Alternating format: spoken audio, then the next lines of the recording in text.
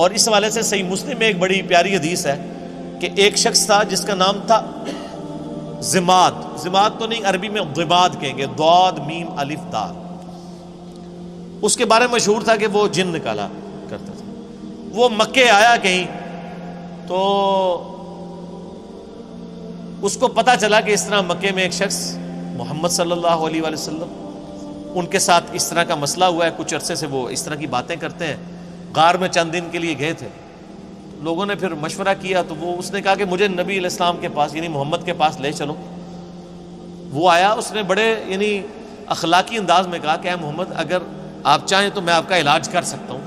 میں جنات کا، اسیب کا، اس طرح کا جو سایہ وغیرہ ہوتے ہیں میں اس کا علاج کرتا ہوں. تو آپ صلی اللہ علیہ وآلہ وسلم سے اس نے کہا کہ آپ بتائیں آپ کیا بیان کرتے ہیں، آپ کو کیا پرابلم ہے. تو آپ علیہ السلام نے چند الفاظ پڑھے، ان الحمد للہ نحمدہ ونستعینہ ونستغفرہ. بے شک تمام تعریفیں اللہ کے لیے، ہم اسی کی حمد کرتے ہیں، اسی سے مدد چاہتے ہیں، اسی کی طرف رجوع لاتے ہیں. من یہدہ اللہ فلا مضل لہ، جسے اللہ گمراہ کر دے، جسے اللہ ہدایت دے دے، اسے کوئی گمراہ نہیں کر سکتا. ومن یضلل، اور جسے وہی گمراہ کر دے، فلا ہادی لہ، اسے کوئی ہدایت نہیں دے سکتا. واشہد ان لا الہ الا اللہ وحدہ لا شریک لہ، اور میں گواہی دیتا ہوں کہ اس اکیلے اللہ کے سوا کوئی معبود نہیں ہے. واشہد ان محمدا عبدہ ورسولہ، اور محمد صلی اللہ علیہ وآلہ وسلم اس کے بندہ ہے خاص اور رسول ہے. اس کے اوپر ایسا روب طاری ہو، اس نے کہا یہ آپ نے کیا کلام پڑھا ہے؟ دوبارہ پڑھے، دوبارہ پڑھا. اس نے کہا ایک دفعہ پھر سنائے. ابھی قرآن تو پڑھا ہی نہیں تھا، صرف آپ نے اپنے خطبے کے الفاظ پڑھے. تیسری دفعہ جب اس نے سنا، اس نے کہا واللہ ایسا کلام میں نے کبھی نہیں سنا. آپ اپنا ہاتھ بڑھائیں، میں آپ کے ہاتھ پہ بیعت کروں، میں اسلام قبول کرتا ہوں. یہ صحیح مسلم میں حدیث ہے. تو وہ آیا علاج کرنے تھا، اس فیلڈ کا ایکسپرٹ تھا. جس طرح آپ دیکھ لیں کہ جادوگروں نے اسلام قبول کر لیا تھا، ان کو پتہ چل گیا تھا کہ موسیٰ علیہ السلام جو کچھ کر رہے ہیں یہ جادو نہیں ہے. کیونکہ ہر ایکسپرٹ اپنی فیلڈ کو جانتا ہے. ایک ڈاکٹر کو پتا ہے کہ ڈاکٹر زیادہ سے زیادہ کیا کر سکتا ہے، اور اس کے سامنے کوئی ایسا ایکسپیرینس آ جائے وہ کہے گا یہ ڈاکٹری میں پاسبل نہیں ہے. جادوگروں کو بھی پتا تھا کہ جادوگر آنکھوں کا دھوکہ کرتے ہیں، یہ تو فزیکلی کر کے بتا رہا ہے، یہ جادو نہیں. تو جادوگر جن کی بیس پہ فرعون اکڑا ہوا تھا وہ تو مسلمان ہو گئے. اس کے بعد تو فرعون کو ویسے ہی مسلمان ہو جانا چاہیے تھا، لیکن نہیں ہوا. ہدایت اس کی قسمت میں نہیں تھی. یہاں پہ بھی مشرکین عرب جو بار بار کہتے تھے اس پہ جنات کا اثر ہے، جو جنات کا ایکسپرٹ ہے وہ کہہ رہے کہ یہ جنات کا اثر نہیں ہے، اور وہ مسلمان ہو گیا. اس کے بعد گنجائش رہتی تھی کہ مشرکین عرب نبی علیہ السلام پہ ایمان نہ لاتے،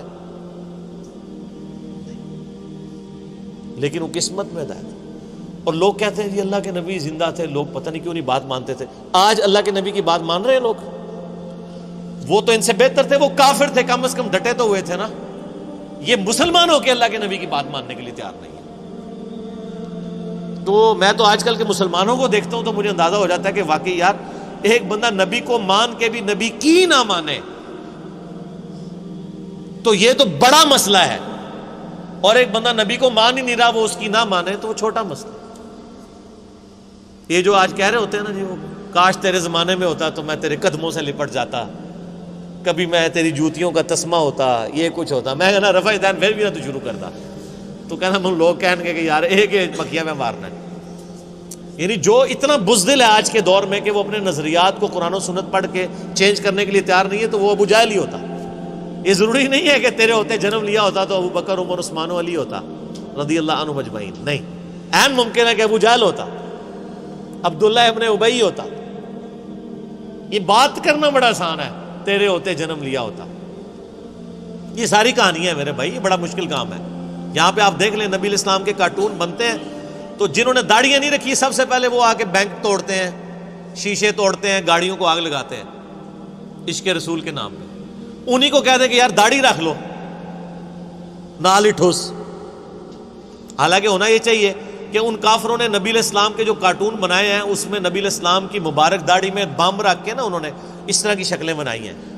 تو پھر جڑا بننا کہ تو نے میرے نبی کی داڑھی میں بم دکھایا ہے. ابھی تو میں نے داڑھی نہیں رکھی تھی لیکن آج سے میں داڑھی رکھتا ہوں. ایسی کی تیسی تم لوگوں کی، تو کوئی کرنے کے لیے تیار نہیں ہے. مشکل کام ہے. اب بینک لوٹنا، گاڑیوں کو آگے لگانا، اے ٹی ایم مشینیں اکھاڑ کے لے جانا، ثواب دیکھیں، اے ٹی ایم مشین اکھاڑیں، آپ کو پیسے بھی ملے اور ثواب بھی ملے، اور کیا چاہیے. ظاہر ہے یہی کہانی کرائی گئی ہے نا. پاکستان میں تو مولوی یہی پٹی پڑھا رہے ہیں نا. جو بھی اینٹی اسٹیٹ ایکٹیویٹیز پہ علماء ابھار رہے ہیں اپنی عوام کو، وہ یہی کچھ کر رہے ہیں نا. غلامی رسول میں موت بھی قبول ہے، غلامی رسول میں اے ٹی ایم مشین لوٹنا بھی قبول ہے. تو سر پھر ایسی غلامی تو ہر بندہ کرے گا نا. دوویں جہانی مٹھے پاؤں کہ مشین بھی لوٹ لی اور جنت بھی پکی کروا لی. تو یہ ساری باتیں کرنا یعنی آسان ہے، یہ دعوے کرنا آسان ہے، لیکن حقیقت ہے کہ یہ بڑا مشکل کام ہے سچائی کو قبول کرنا. تو اللہ تعالیٰ فرماتا ہے کہ تمہارے صاحب مجنون نہیں ہیں، ان پہ کوئی جنات کا اثر نہیں ہے.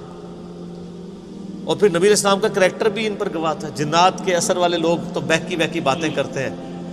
جس پہ جنات کا اثر ہو وہ یہ لوگوں کو کہے گا کہ اپنی بچیوں کو زندہ دفن نہ کرو، اپنے ماں باپ کے ساتھ اس نے سلوک کرو، اس خدا کی عبادت کرو جس نے تمہیں بے قدر پانی سے پیدا کیا ہے. اس طرح کی اخلاقی اقدار جس پہ جنات کا اثر ہو تو اس طرح کی باتیں تو نہیں کرے گا. پھر سورہ یونس میں اللہ تعالیٰ شروع میں آیت نمبر 14, 15, 16 میں آپ کو ملے گا. اللہ تعالیٰ فرماتا ہے کہ یہ کہتے ہیں کہ اے نبی ان سے فرما دو اگر اللہ نہ چاہتا تو میں کبھی قرآن تم پہ نہ پڑھتا. اور یہ کافر کہتے ہیں کہ نبی اس قرآن کو بدل دو یا کوئی اور قرآن لے آؤ، یعنی یہ تو بہت سخت قرآن ہے. اے نبی تم فرماؤ کہ مجھے کوئی حق حاصل نہیں کہ میں اپنی مرضی سے اس قرآن کو بدل دوں. میں تو خود اس وحی کا پابند ہوں جو اللہ کی طرف سے میری طرف آتی ہے. قل انی اخاف ان عصیت ربی عذاب یوم عظیم. اے نبی یہ بھی فرما دو کہ بالفرض اگر میں بھی اپنی خواہش نفس سے کچھ ایسا معاملہ کرتا ہوں، اپنے رب کی نافرمانی کرتا ہوں، تو میں بھی ڈرتا ہوں کہ بڑے دن کا عذاب مجھے بھی آ پکڑے گا. اس سے زیادہ اور کس طریقے سے آپ کو بات سمجھائی جاتی کہ قرآن میں یہ آیت 3 دفعہ ریپیٹ ہوئی ہے، سورہ یونس میں، سورہ الانعام میں اور سورہ الزمر میں. قل انی اخاف ان عصیت. اے نبی تم فرماؤ مجھے تو خود خوف لگا ہوا ہے کہ بالفرض اگر میں نے بھی اپنے رب کی نافرمانی کی تو بڑے دن کا عذاب مجھے بھی آ پکڑے گا. یہ آپ کے بابے ہیں جو کہتے ہیں جو ہمارا مرید ہوا تو ہم تو اس وقت تک جنت میں نہیں جائیں گے، حالانکہ وہ بابے خود نماز پڑھ رہے ہوتے ہیں نہ ان کے مرید نماز پڑھ رہے ہوتے ہیں. نماز کا پوچھے کہتے ہیں مدینہ شریف پڑھتے ہیں. ان سے کہیں کوئی ضعیف حدیث دکھا دیں کہ نبی علیہ السلام جب مکے میں تھے تو مدینے آ کے نماز پڑھتے تھے اور جب مدینے میں تھے تو مکے جا کے نماز پڑھتے تھے.